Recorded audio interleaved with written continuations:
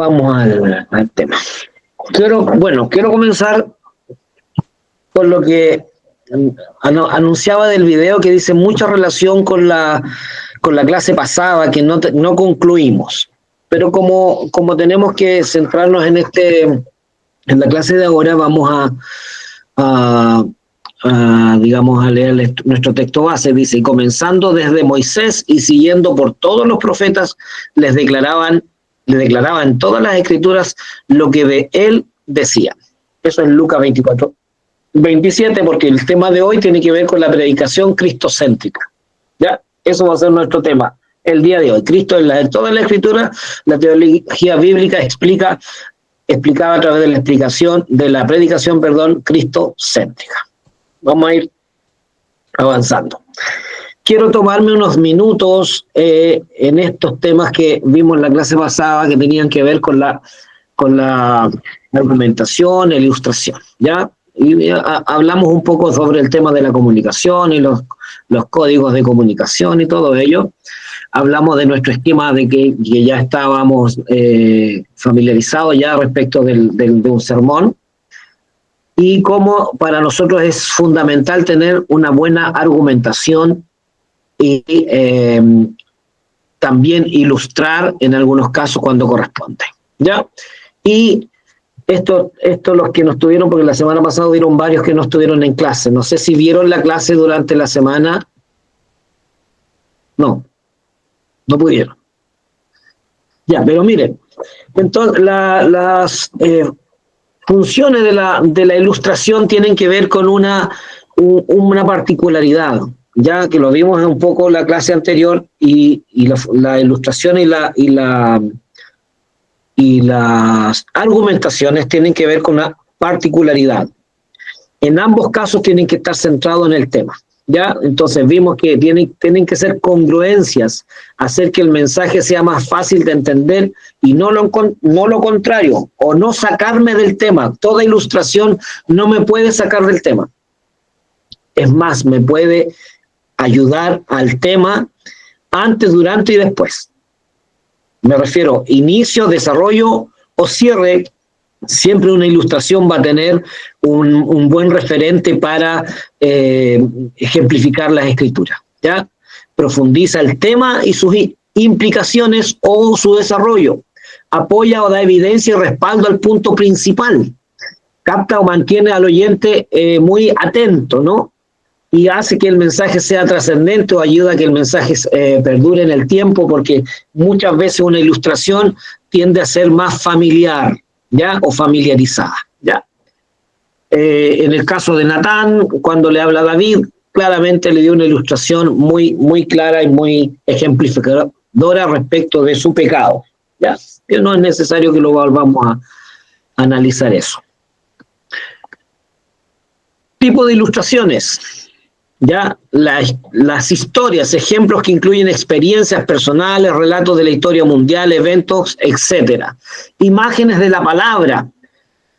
¿Alguien me puede dar un ejemplo de imágenes de la palabra? ¿Se atreven? ¿Alguien puede asociar eso? Que no lo hemos visto, no hemos podido tener muchos ejemplos de esto. Por eso me quiero detener en esto, porque la predicación cristocéntrica que vamos a ver es lo que ustedes ya saben, centrados en Cristo. Entonces, para fortalecer la clase pasada, ¿qué para ustedes sería una buena ilustración con la imagen de la palabra, de una palabra, no de la Biblia, de una palabra? Ejemplo, Hebreos 12, puestos los ojos en Jesús. ¿Alguien asocia esta clase, que ya la dimos, pero alguien asocia o dio algún ejemplo yo respecto de la imagen de la palabra? ¿Alguien se acuerda? ¿Alguien sabe? ¿Pudiera ejemplificarlo?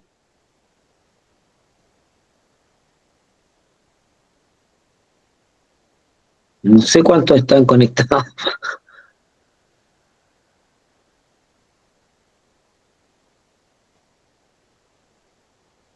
Pastor Alejandro, que lo veo.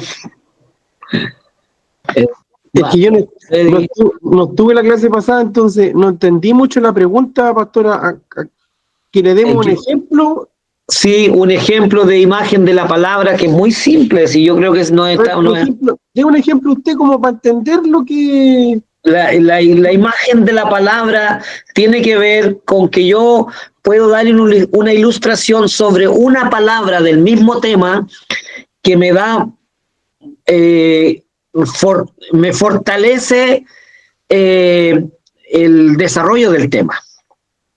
Y por ejemplo, si yo digo, así como puedo tomar el texto puesto los ojos en Jesús, que es en quien yo tengo que fijarme, mirar, dirigirme, y si no me desvío de su mirada no voy a tener ninguna, digamos, de poner mi centro en él, no voy a tener algún problema. Puedo dar un ejemplo de esa palabra, mirar a Jesús.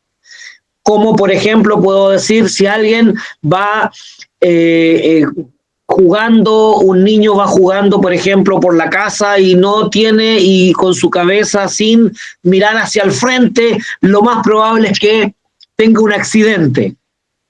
¿Qué estoy dando ahí yo? Una ilustración que fortalece el mensaje central, puesto los ojos en Jesús. Porque la ilustración de la palabra o la imagen de la palabra me fortalece el mensaje mismo, ¿ya?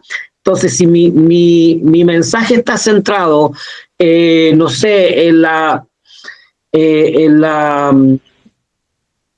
redención del Señor en la cruz del Calvario, puedo perfectamente dar imágenes de palabras que son fortalecedoras o son guiadoras del mismo mensaje. No sé si me voy dando a entender.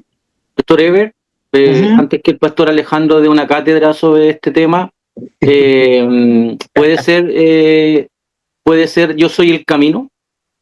Por ejemplo, si uno habla de yo soy el camino, que es el tema, su tema central, una imagen de la palabra va a ser dar no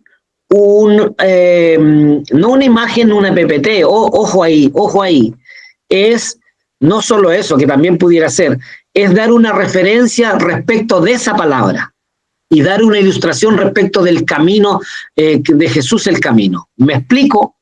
Mi pastor Ever. Pan de vida, dice el pastor Manuel Burgos, también, pero uno tiene que dar un ejemplo que no sea del mismo que estoy desarrollando, sino que un ejemplo práctico, para que la palabra se entienda desde lo práctico, ¿me entienden? Ya, yo había pensado, mi pastor Ever, un ejemplo, sobre todo la profecía que se muestra de Jesús en la cruz, pero desde el Génesis, cuando Abraham va a entregar a su hijo. ¿Sí? ¿Sería también una imagen de esa palabra? ¿O sería muy complejo como para que se entienda? Eso, pero yo lo haría más simple. Jesús lo hizo más simple. Acuérdense cuando dijo, yo soy la puerta de las ovejas. Y él estaba hablando, el pastor Manuel Burgos me puede fortalecer ahí. Él estaba hablando literalmente de que él era la puerta, así como los ovejeros, no sé si los pastores, se colocaban a la puerta adelante de las ovejas porque no habían, digamos, establos o no habían corrales, sino que era el campo mismo y él se ponía adelante. Y eso es una imagen de la palabra. Yo soy la puerta. ¿Me como explico? También Jesús cuando decía que él era el Hijo del Hombre, aludiendo a las profecías de Daniel. Exactamente, Yeah. pero en el fondo se ponía en una imagen. Entonces cuando nosotros hacemos una prédica, a veces buscamos, si bien es cierto, una referencia bíblica por sobre todo, que la Biblia es nuestra base, pero Jesús también usó imágenes de la vida cotidiana. A eso quiero llegar. Simple y lisa y llanamente así. Entonces, cuando ustedes utilizan las ilustraciones, a lo que mi centro de este resumen de la clase anterior, el centro es que jamás ni una ilustración le vaya a desenfocar el mensaje o dar otra idea del mensaje desde otro punto de vista, sacándolo del centro del tema. Me explico para poder ir avanzando. No quiero que se queden con esto. Quiero volver a analizarlo porque lo pasamos en la clase pasada, pero había menos. Y no creo que sea menor, porque lo que más utilizamos los predicadores es ilustraciones. Lo que más utilizamos son argumentos o argumentación. Y nuestra argumentación tiene que estar centrada en varios elementos que los vamos a ver ahora en la siguiente lámina. ¿Me doy a entender? Sí, mi pastor. Está ilustrada. Entonces, la imagen de la palabra no es una imagen de la PPT, sino que es un ejemplo de lo que estoy hablando yo. Amor, ejemplo de lo que estoy hablando. El camino, el pan de vida, la puerta. Doy un ejemplo ilustrativo, no necesariamente con alguna referencia bíblica del Antiguo Testamento, sino de algo cotidiano, para que se refuerce y se dé a entender el mensaje. ¿Ya? Siempre desde el marco ético, moral, obviamente. ¿Ya? Eso. Analogía es en general resaltar los puntos de comparación, y las analogías terminan con frases inesperadas que trazan una conexión. Eso es una analogía. Ya todos lo sabemos también. Lista de ejemplos también. Proporciona una lista rápida de ejemplos para mostrar cómo podría explicarse el mensaje en varios contextos. Y la historia de la división dice, una forma eficaz de rematar su sermón es contando la mitad de la historia, como lo hacía el pastor Alejandro, una vez me lo dijo aquí entre todos, no estaba la semana pasada cuando yo lo cité, pero dice es contar la mitad de la historia en la introducción y la otra mitad en la conclusión, que es lo que a mí también me agrada mucho, tiene mucha, digamos, hace que la gente recuerde lo que estábamos hablando desde el inicio. ¿Ya? O no lo hace, o no era así, Pastor Alejandro, lo que usted me decía hace un par de clases atrás. Yo creo que con la respuesta me voy a meter en la pata de los caballos, pastor. ¿Por qué? ¿Por qué? Porque yo, bueno, la mayoría sabe que yo no soy nacido y criado en la iglesia. Ya. Entonces yo cuando acepté a Jesús como Señor y Salvador, empecé a ser parte de la iglesia y recuerdo que en el 2015, en mi primer encuentro de Jumix, cuando participé en una actividad, yo participé de este mismo tema de la clase, ¿cierto?, que estamos viendo de homilética. Y ahí lo dictó mi pastor Hernán Sepúlveda. Entonces yo me acuerdo porque fue la primera vez que aprendí aparte de la Biblia, algo complementario, no solamente lectura, sino que el funcionamiento y mecánica de cómo preparar sermones. Y yo recuerdo que el pastor Hernán lo comentó, no sé si cambió después o no, pero yo lo seguí como algo mío, el hecho de empezar siempre con una ilustración totalmente distinta al tema o al sermón. ¿Con qué objetivo?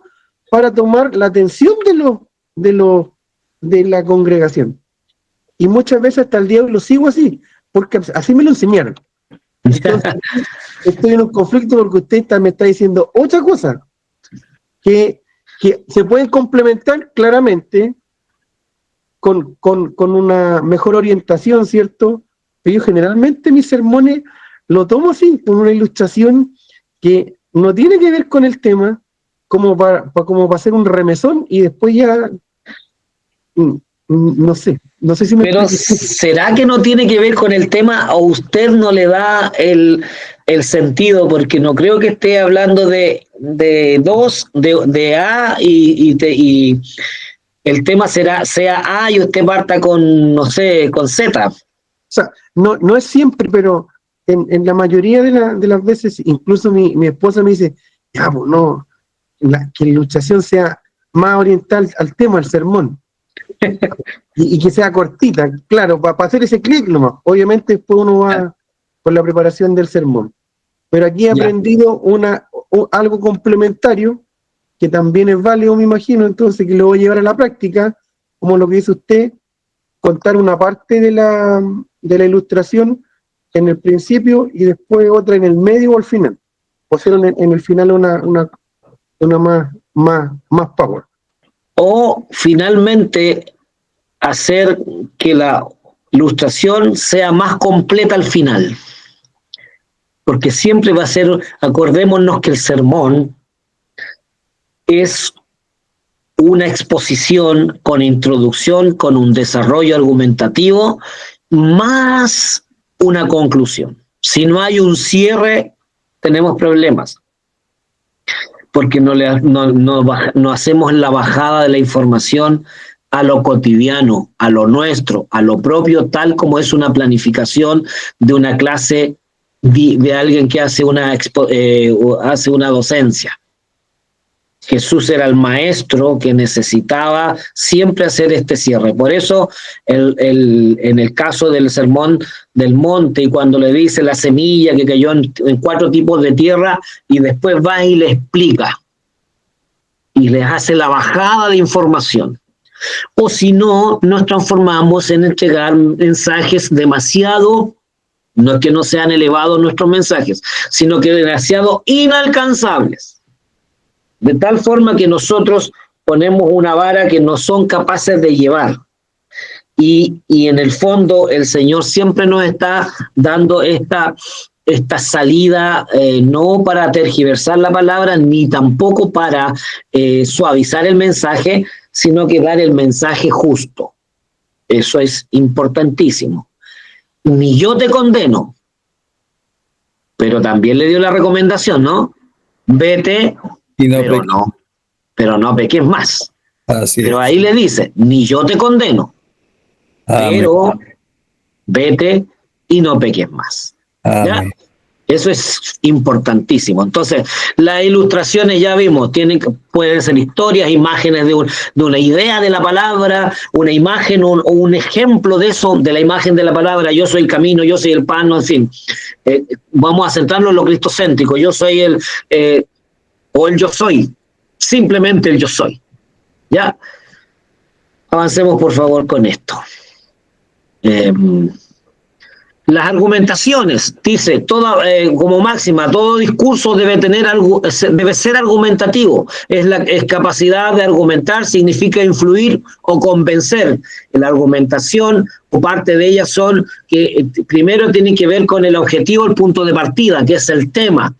La tesis, que es la idea que se quiere probar. Eso es una tesis. Cuando hablamos de estas palabras, tesis o algo así, pasa cuando los universitarios sacan sus títulos y tienen que presentar una tesis, ¿sí o no? Cuando alguien que estudió en cualquier profesión y tiene que presentar una tesis, porque esa tesis le está dando la idea de que tiene que probar su capacitación o su capacidad. Está levantando un proyecto, presenta la tesis. Está levantando una idea, tiene que presentarla.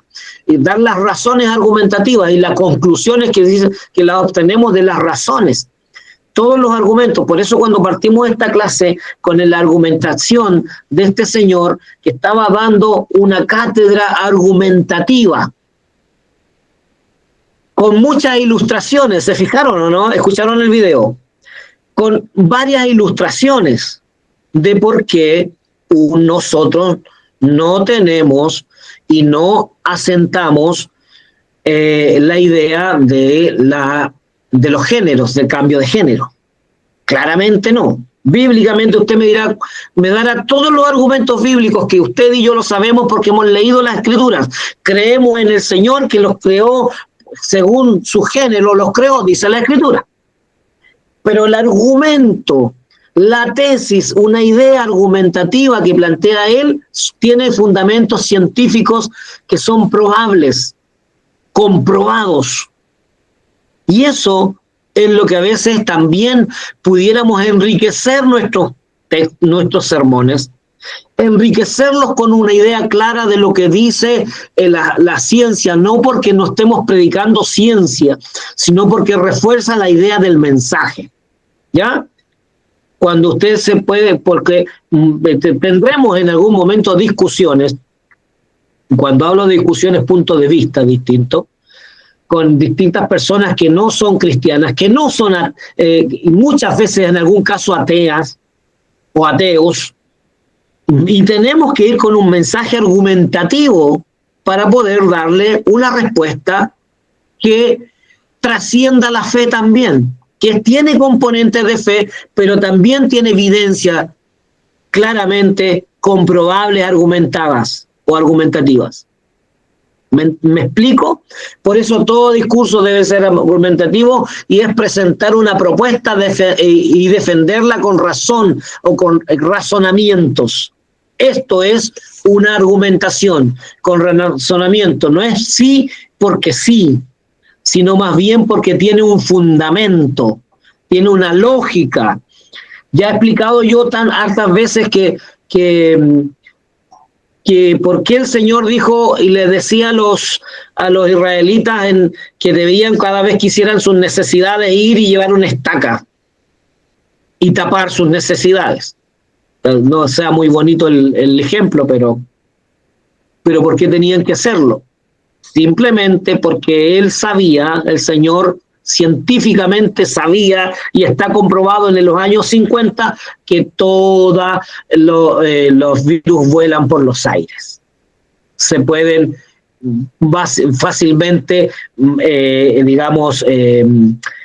llevar de un lado a otro, contagiarse con el tacto, a través del aire, etcétera, etcétera. Y eso está comprobado ahora en el siglo XX nada más. Fines del siglo XIX, principios del siglo XX, porque antes no se sabía, no estaba comprobado científicamente, pero ahí vemos una argumentación de cómo el Señor le dio al pueblo de Israel esta defensa de las infecciones, por ejemplo. ¿Ya? Hartos más temas que están relacionados en el Antiguo Testamento en relación a la salubridad del pueblo para que estuvieran sanos. Una de esas tiene que ver incluso con la circuncisión, que tiene un componente espiritual, pero a la vez tiene un componente también de salud. Tipo de argumentaciones positivas, dice, secuenciales, van desde presentándose pruebas tras pruebas. ¿Qué hizo este señor? Presentó, estoy dando aquí los argumentos de este señor que acaba de exponer. Él presentó un tipo de prueba positiva, prueba tras prueba, iba avanzando. ¿Se fijan? También están las pruebas positivas y las pruebas negativas o refutables, que tiene que ver con la dialéctica. ¿Qué es la dialéctica? Presenta posiciones de ideas encontradas, ¿ya? Esa es la dialéctica. Eso es en definición la dialéctica. Entonces, una argumentación puede ser desde esa mirada de unas pruebas positivas o pruebas refutables, que vamos confrontando estas ideas también, desde el punto de vista argumentativo. Y la estructura argumentativa, el razonamiento deductivo y el inductivo, que ya lo hemos visto también en las clases anteriores. El deductivo se inicia con la tesis, que es la tesis, que es lo que voy a defender, y se termina con la conclusión. En el ejemplo está claramente demostrado aquí en el libro de Mateo 23, de 23 al 37. Dice, Jesús usa el argumento deductivo a partir de la declaración de yo soy el Dios de Abraham, Dios de Isaac, el Dios de Jacob. Si Dios es Dios de los patriarcas que ya murieron y Dios no es Dios de los muertos sino de vivos, entonces Abraham, Isaac y Jacob deben estar vivos en la resurrección. Esta es una deducción lógica que Jesús usa para probar la resurrección. Y el razonamiento inductivo, que sigue el procedimiento inverso, es decir, la tesis se expone al final después de varios argumentos. Un ejemplo o un pasaje como lo vemos en Gálatas 5, 22 al 23, describe los frutos, o el fruto, del Espíritu, y se estudian en base a esos frutos. Esta es la clase pasada que tiene que ver con las ilustraciones y las argumentaciones. De ser argumentativo, en estos casos ya porque nuestras predicaciones, que son cristocéntricas, tienen que tener una evidencia palpable de que esto es real, es verdadero. Entonces, ¿cómo podría decir yo, Pastor Iván? Pastor Ever, disculpe que lo interrumpa. ¿Tendría otro ejemplo del razonamiento deductivo? Que el ejemplo que estaba ahí no me quedó muy claro la idea, pero ¿tuviera otro ejemplo para poder seguir la misma dinámica? Un razonamiento deductivo. Deductivo, ¿sí? Gracias, Pastor Ever. El razonamiento deductivo, por ejemplo, perdón, voy avanzando.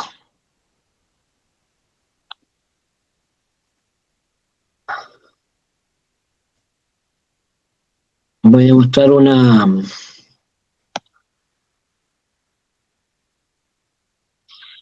Argumentativo deductivo presenta la idea, por ejemplo, cuando presenta el discurso del apóstol Pedro. ¿Ya?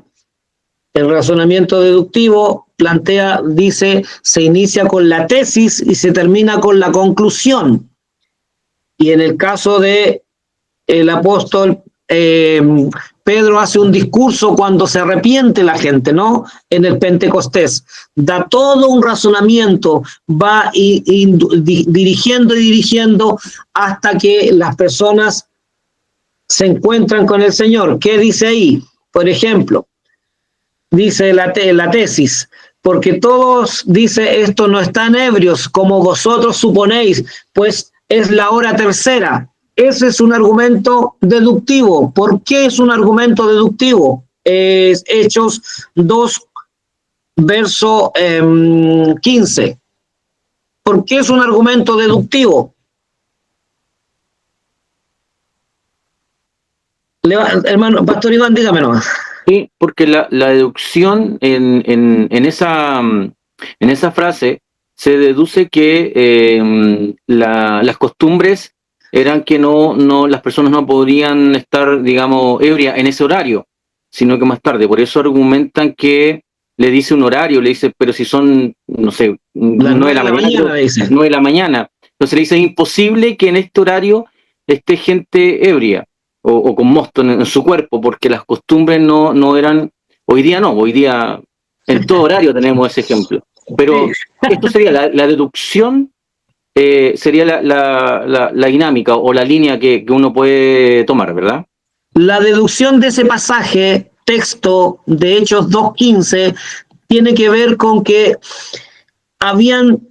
dice la Escritura, en ese lugar de diferentes naciones judíos piadosos, ¿cierto? ¿Me siguen, no?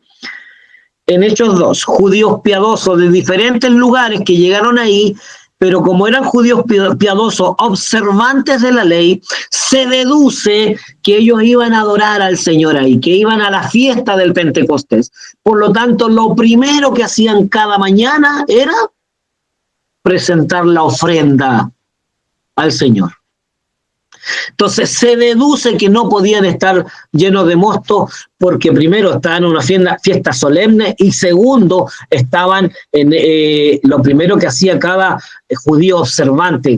Cuando hablo de judío observante, hablo de un judío practicante, como un evangélico de esos que están acostumbrados a ir al templo. Y yo puedo decir, por ejemplo, el del hermano, hable de su hermano, el hermano más fiel de su iglesia, y que alguien le diga, no, si lo encontramos borracho en la calle, y usted deduce que eso es algo falso, porque lo más probable es que iba camino a la iglesia. Un día martes en la tarde, 7 de la tarde, lo vi ebrio, y usted deduce que eso no es así. ¿Ya? Tesis, base argumentativa, garantía de respaldo, de estructura interna de todo texto argumentativo. Exactamente. Gracias, pastor. Gracias, pastor. Entonces, cuando hablamos de razonamientos deductivos, tenemos que el pasaje tiene que tener la misma respuesta, pero no se encuentra en el mismo pasaje, sino que en el contexto. Y el contexto me dice que eran judíos piadosos, que andaban ahí porque estaban celebrando una fiesta especial. Y más aún, que eso no lo dice el texto, pero uno lo puede complementar, es que cuando dicen que a esa hora era imposible que pudiera estar ebrio porque todavía probablemente no entregaban ni siquiera la ofrenda, porque las ofrendas no eran que sean a las 7 de la mañana, 8 de la mañana. La idea es que siempre en un horario prudente, siempre antes del mediodía, pero en un horario prudente. Además de eso, ellos no bebían ni comían antes de presentar la ofrenda. Era una práctica judía, era una práctica del pueblo de Israel. Primero presentar a Dios y luego podían, acuérdense que ellos eran muy practicantes del ayuno. ¿Eso?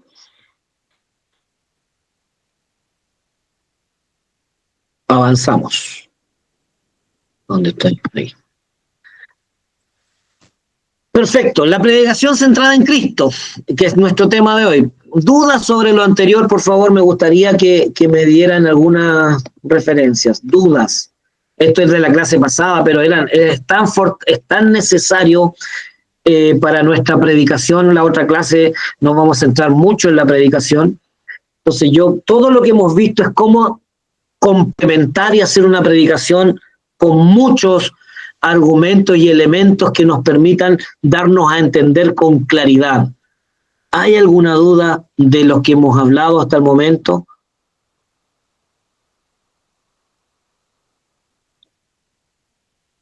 ¿No? Porque el tema de hoy es rápido, por eso me doy el tiempo para. Sigamos. La predicación centrada en Cristo no tiene mucho que vamos a dar vuelta en ello, pero Charles Spurgeon, el príncipe de los predicadores, independiente de su teología, de su línea, es uno de los predicadores más exquisitos del siglo XIX, si no me equivoco, y además de ello, escritor que hizo en su tiempo muchas, exposiciones, tenía audiencias por 10.000 personas casi en los 4 cultos que hacía diario, los domingos. El Espíritu Santo no solo bendice conforme a su propia intención anunciada. Nuestro Señor explica, dice, ese propósito. Él me glorificará, dice, eso hará el Espíritu Santo. El Espíritu Santo ha salido para este gran fin y no soportará nada menos, no hará nada menos, sino que si no predicamos a Cristo, ¿qué pinta el Espíritu Santo en nuestra predicación?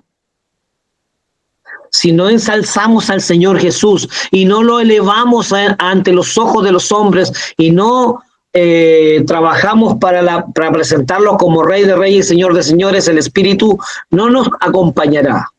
Baldía serán la retórica, la música, la arquitectónica, la energía, las posiciones sociales. Si nuestro designio no es alcanzar al Señor Jesús, trabajaremos solo en vano. Permítanme un poquito, se me apaga el computador.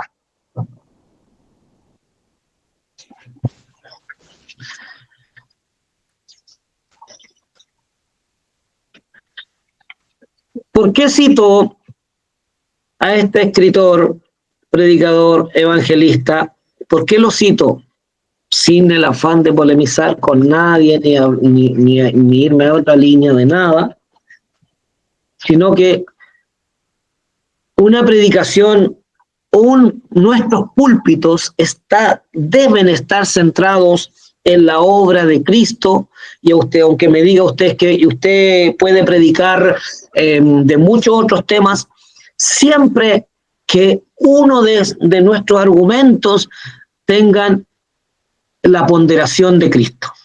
Siempre en nuestras predicaciones, por muy bueno que sea el apóstol Pablo, por muy bueno que sea el apóstol Pedro, por muy maravilloso que haya sido Abraham, Elías, todos los profetas, pero si tienen que tener su centro y tienen que tener algún atisbo del ejemplo en el único y verdadero ser de adoración que es Cristo Jesús.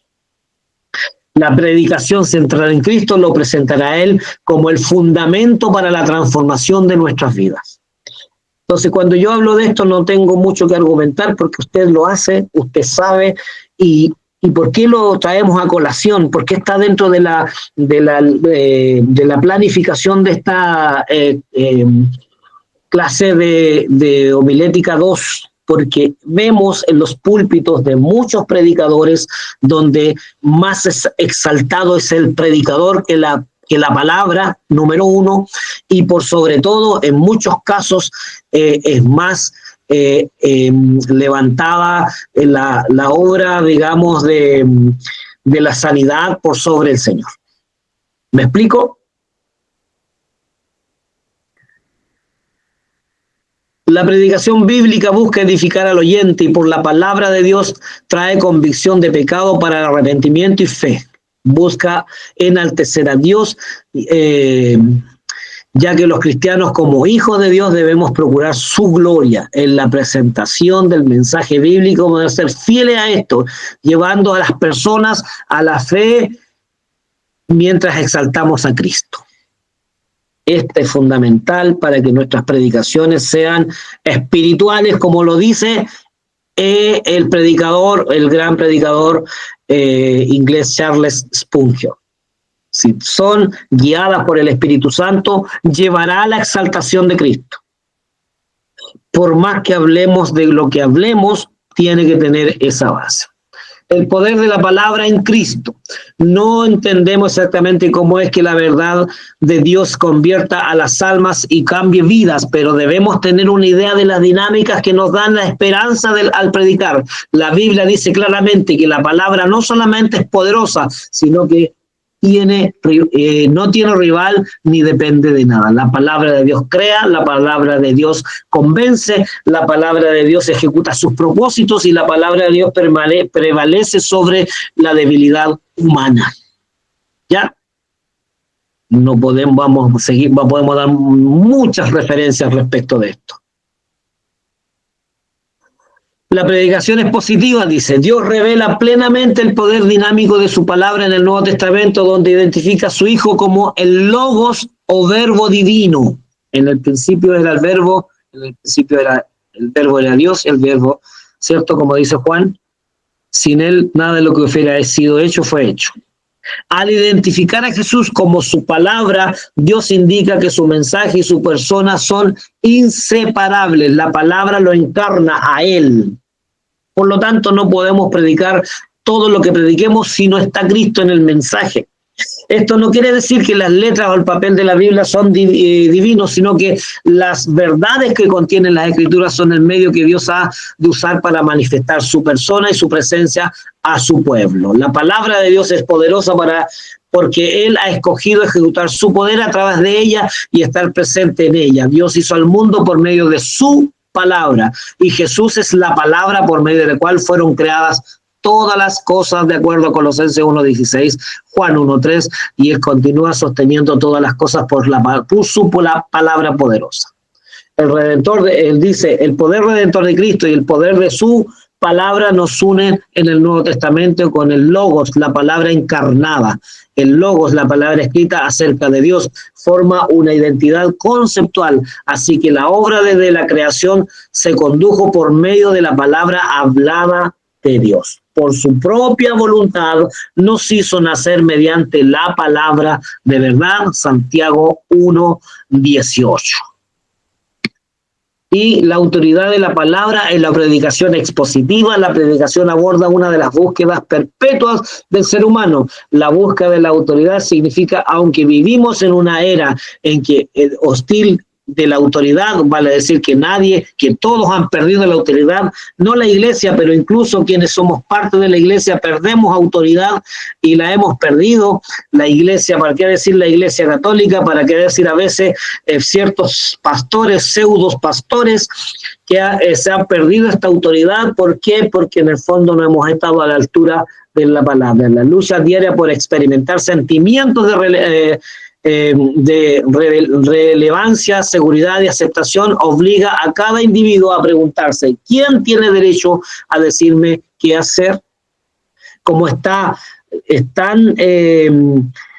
digamos, manoseado ese término de autoridad, y que yo tengo la autoridad en el siglo pasado, en los siglos pasados, la iglesia que no se mezclaba, la iglesia que se mantenía fiel, tenía un cierto grado de autoridad hasta en Estados Unidos, hasta cierto tiempo, bueno, hasta el día de hoy, pero hoy día con menos digamos, reverencia, pero hasta mucho tiempo anterior era la Biblia el centro de sus presidentes, era la Biblia el centro de sus colegios, hasta los años 60 todavía se leía la Biblia en Estados Unidos, etcétera, etcétera, en los colegios, era algo de autoridad, pero se terminó y se dejó de hacer eso. Porque también quienes llevaban el mensaje no estaban a la altura del mensaje. ¿Ya? Por eso Juan el Bautista estaba a la altura del mensaje y fue halagado por el mismo Cristo. Y aquí del mensaje en 1 Tesalonicenses 2:13 dice, no como palabra humana, sino como lo que realmente es la palabra de Dios, la cual actúa en ustedes los creyentes, dice ahí una versión más actualizada.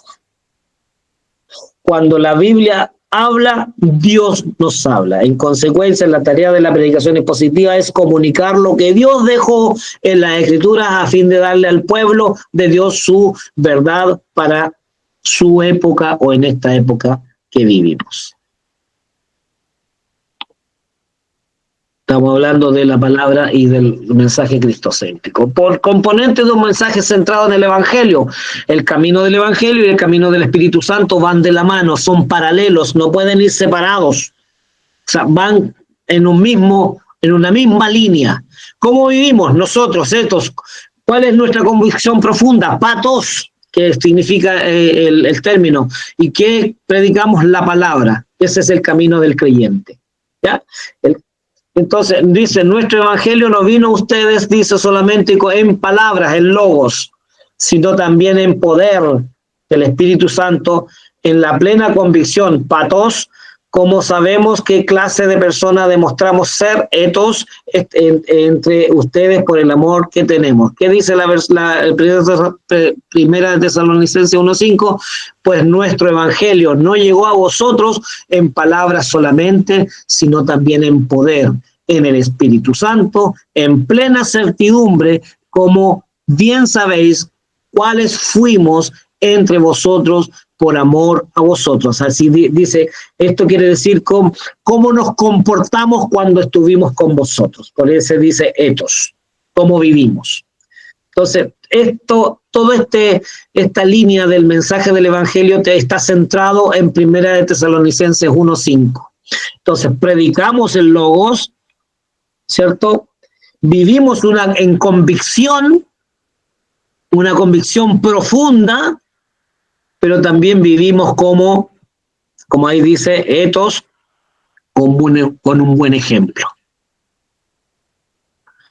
La predicación cristocéntrica dice, ¿cómo predicar a Cristo en toda la Biblia? ¿Cómo podemos predicar y enseñarla de la manera realmente cristocéntrica? La meta de la predicación es exaltar a Cristo, la adoración. A este Cristo proclamamos, aconsejamos y enseñamos con toda sabiduría a todo ser humano para presentarlos a todos perfectos en Él. Dice, con este fin trabajamos y lucho fortalecido por el poder de Cristo que obra en mí. Colosenses 1:28 y 29. Vemos tres perspectivas del ministerio de Pablo. Número 1, exposición. A este Cristo proclamamos. Aplicación. Aconsejamos y enseñamos con toda sabiduría. Y la sensación, trabajo y lucho fortalecido por el poder de Cristo que obra en mí. El apóstol Pablo tenía un mensaje cristocéntrico.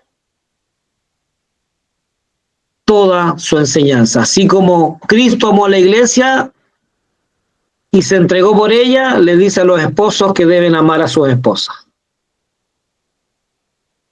Y ahí significa que debemos sacrificarlos. La pregunta es si en términos de matrimonio, si lo hacemos. Pero eso es. Esto es lo que tendríamos que haber visto hoy día más en detalle, pero yo creo que era necesario ver un poquito lo que vimos anteriormente. Algo que complementar, pastores. porque la predicación cristocéntrica ya la entendemos, usted la ha hecho siempre, me imagino yo, y además ahora con esta estructura que vamos a desarrollar la próxima clase ya, vamos a ir ya porque nos quedarían solo 2 clases. Y en estas últimas 2 clases vamos a ordenar los mensajes de acuerdo a lo que estábamos viendo, de acuerdo a las categorías. ¿Algo que agregar? ¿Alguien tiene que decir algo?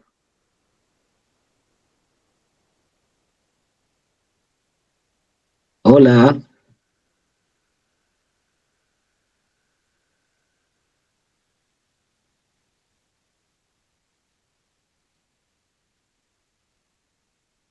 ¿No?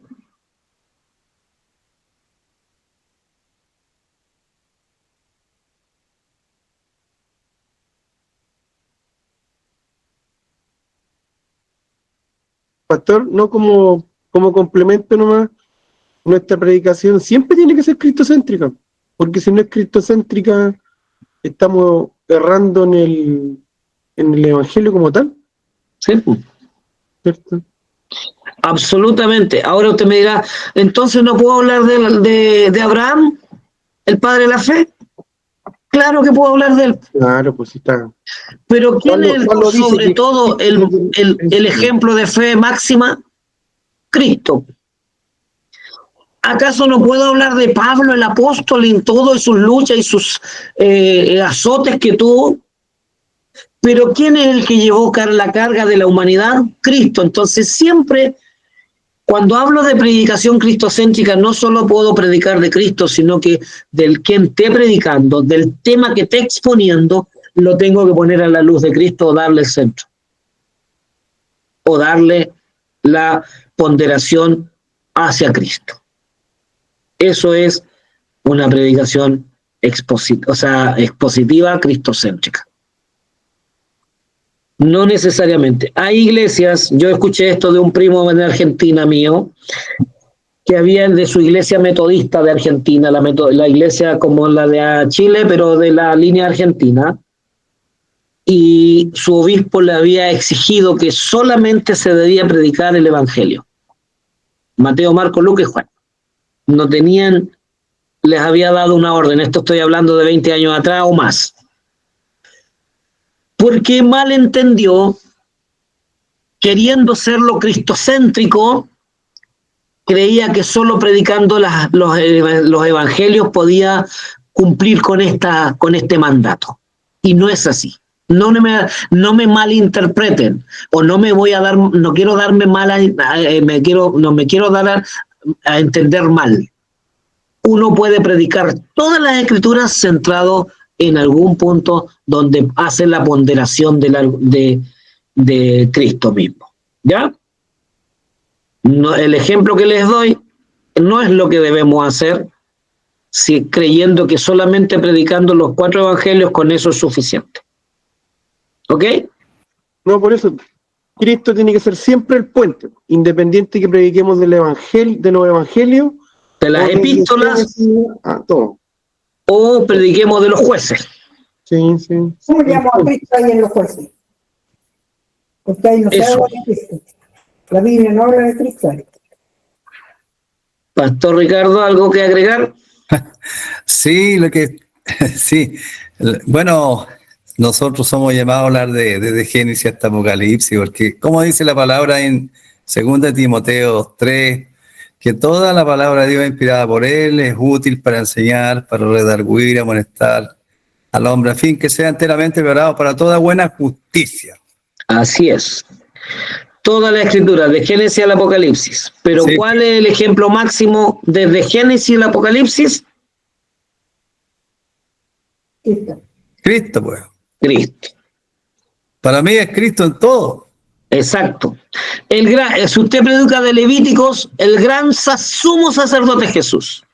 Amén. Sí. Si usted predica del Éxodo, el gran libertador no fue Moisés, fue Cristo el libertador. Cada libro de la Biblia tiene, ¿cómo decirlo? No es la palabra correcta, pero cristofanías o manifestaciones de Cristo, aunque una cristofanía es una manifestación real de Cristo, pero tiene ilustraciones de Cristo. Cada libro de la Biblia se centra en él. Amén. Éxodo, Él es el libertador. Levítico, Él es el gran sumo sacerdote. Si avanzamos en los pasajes de los textos bíblicos, cada uno de ellos hablan exclusivamente de Cristo. Por eso nuestra predicación no se debe, aunque tengamos muchos pasajes y una predicación muy, muy bien estructurada, tiene que tener una orientación hacia Cristo. Amén. ¿Ya? Eso, pastores. Amén. Sí. Que Dios les bendiga